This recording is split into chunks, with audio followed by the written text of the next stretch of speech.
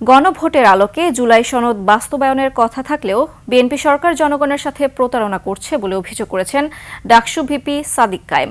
গণভোটের রায় বাস্তবায়ন সহ ৩ দাবিতে আমরণ অনশনে অংশ নেয়া ঢাকা বিশ্ববিদ্যালয়ের ৩ শিক্ষার্থীর সাথে সংহতি প্রকাশ করে এ অভিযোগ করেন তিনি।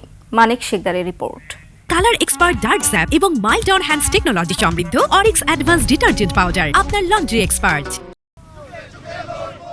গণভোটের রায় বাস্তবায়নের দাবিতে বুধবার বিকেল 3:30টা থেকে ঢাকা বিশ্ববিদ্যালয়ের রাজু ভাস্কর্যের পাদদেশে আমরণ অনশন শুরু করেন শিক্ষার্থী মোহাম্মদ সাদিক মুনোয়ার মুনেম। মানে এটা হইতে হবে অথবা আমার মৃত্যু হবে, there will be nothing in between this.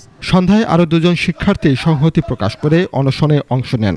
ভাইদের সাথে সংহতি প্রকাশ করছি এবং আমরণ অনশনে অবস্থান করছি। আমার মনে হয়েছে দেশ ও জাতির প্রতি দায় ও দরদের জায়গা থেকে ভাইয়ের সাথে সংহতি জানানো উচিত।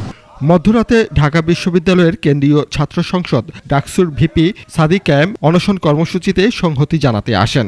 এ সময় বলেন, অনশনে বসা 3 শিক্ষার্থীর দাবি কেবল তাদের একার দাবি নয়। তারা শুধুমাত্র 3 জন না, তাদের সাথে পুরো বাংলাদেশ আছে, তাদের সাথে পুরো জুলাইয়ের প্রজন্ম আসে, তাদের সাথে পুরো ছাত্র জনতা আছে।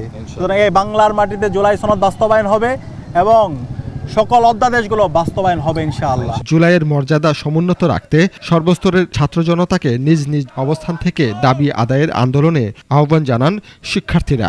সেই অধ্যাদেশগুলো বাতিলের এই সিদ্ধান্ত প্রত্যাহার করে সেগুলোকে আইনে পরিণত করা। মানিক শিকদার, 21 টেলিভিশন, ঢাকা।